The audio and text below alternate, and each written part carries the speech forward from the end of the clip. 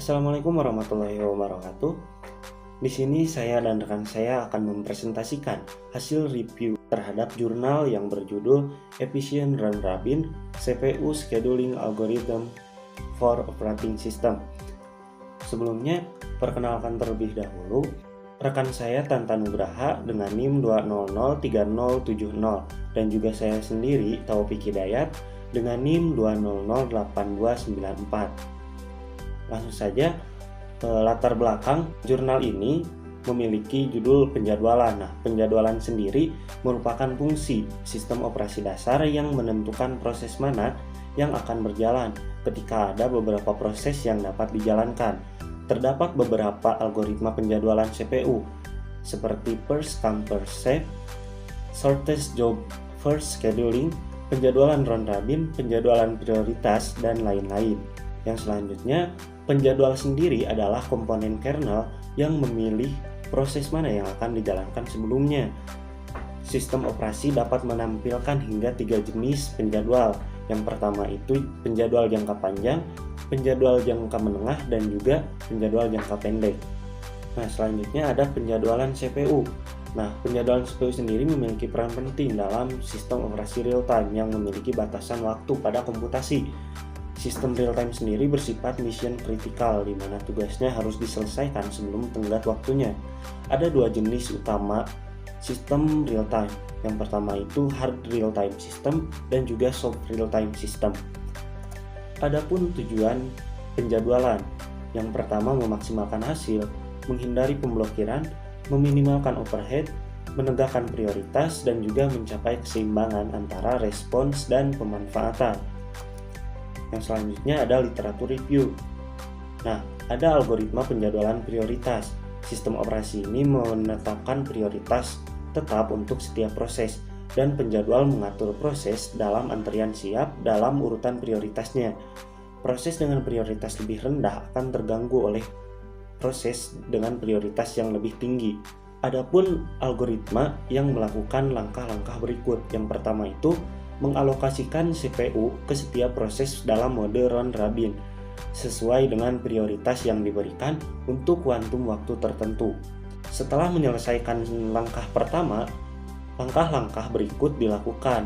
Prosesor diatur dalam urutan yang meningkat atau waktu burst CPU yang tersisa dalam antrian siap.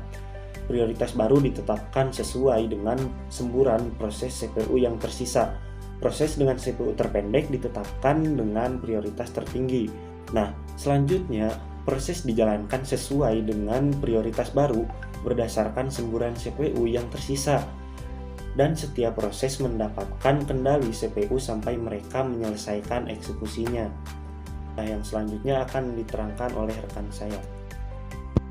Oke, selanjutnya yang akan dijelaskan itu metode dalam artikel penelitian ini. Adapun yang metode yang digunakan yaitu metode studi kasus, di mana pada jurnal ini terdapat 2 kasus, di mana setiap kasus untuk algoritma yang dikerjakan dengan simple round robin terdapat 5 proses, dan algoritma yang diusulkan itu memiliki 2 ronde.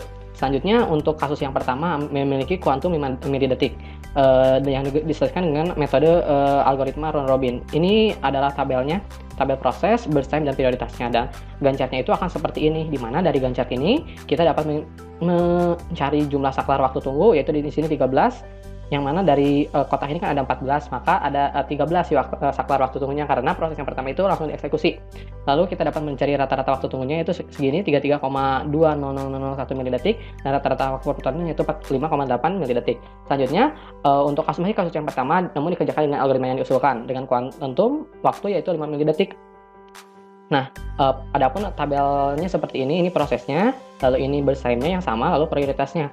Selanjutnya masih kasus yang pertama namun ronde kedua tanpa memperhatikan algoritma kuantum, maka si proses ini, si burst time ini tuh akan diselesaikan secara berurutan sampai selesai gitu dengan prioritas yang ditetapkan. Lalu gancar dari kedua ronde itu yaitu seperti ini gancarnya, maka dari gancar ini pun kita dapat mencari jumlah saklar waktu tunggunya yaitu ada 8. Lalu rata-rata waktu tunggunya yaitu 26,20001 milidetik. Lalu rata-rata waktu perputarannya itu 38,800,000 milidetik. Nah, adapun ketika algoritma yang diusulkan tadi diimplementasikan dalam bahasa C, hasilnya akan seperti ini.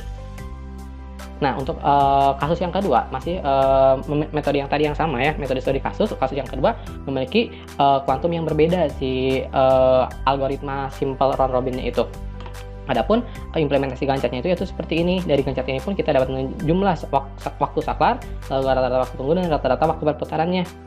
Nah, untuk kasus yang kedua, namun dengan algoritma yang diusulkan pada algoritma yang diusulkan pada ronde pertama ini memiliki kuantum yang berbeda-beda. Ini 999, ini 4 gitu ya, dengan prioritas yang berbeda pula gitu. Lalu masih kasus yang kedua dengan ronde yang kedua, namun tanpa memperhatikan kuantum, maka ini harus diselesaikan secara berurutan sesuai dengan prioritas yang ada. Nah, sehingga dapat digambarkan gitu ya gancatnya dari dua ronde tadi. Dari gancat ini pula kita dapat mencari jumlah waktu saklar yaitu 7 waktu tunggu, rata-rata waktu tunggunya yaitu 28,0000000 milidetik. Rata-rata waktu putarannya yaitu 40,6000000 milidetik. Nah, adapun ketika diimplementasikan dalam bahasa C yaitu seperti ini. Nah, adapun hasil dan analisis yang dapat kita dapatkan dari artikel penelitian ini yaitu pertama, di mana perbandingan jumlah saklarnya itu untuk round robin sederhana itu lebih tinggi daripada algoritma yang diusulkan yang merah ini ya. Lalu perbandingan rata waktu tunggunya yaitu round robin sederhana yang dikerjakan dengan round robin sederhana lebih besar daripada yang dikerjakan dengan algoritma yang diusulkan. Dan yang terakhir yaitu perbandingan rata-rata waktu putaran yang digunakan oleh round robin sederhana lebih tinggi dengan waktu kuantum yang sama dengan yang dilakukan proses oleh algoritma yang diusulkan. Nah, sehingga dapat disimpulkan bahwa perbandingan kedua algoritma yaitu algoritma round robin sederhana dengan algoritma yang diusulkan itu lebih efisien yang diusulkan karena dilihat dari rata-rata waktu tunggu, rata-rata waktu putaran dan jumlah saklar yang lebih sedikit, sehingga pada akhirnya dapat mengurangi overhead pada sistem operasi. Selain itu untuk bisa mengurangi masalah kelaparan pada proses karena dengan waktu ber-CPU yang lebih sedikit ditetapkan prioritas yang lebih tinggi dan dieksekusi pertama kali dalam algoritma putaran kedua, sehingga dapat meningkatkan kinerja sistem waktunya.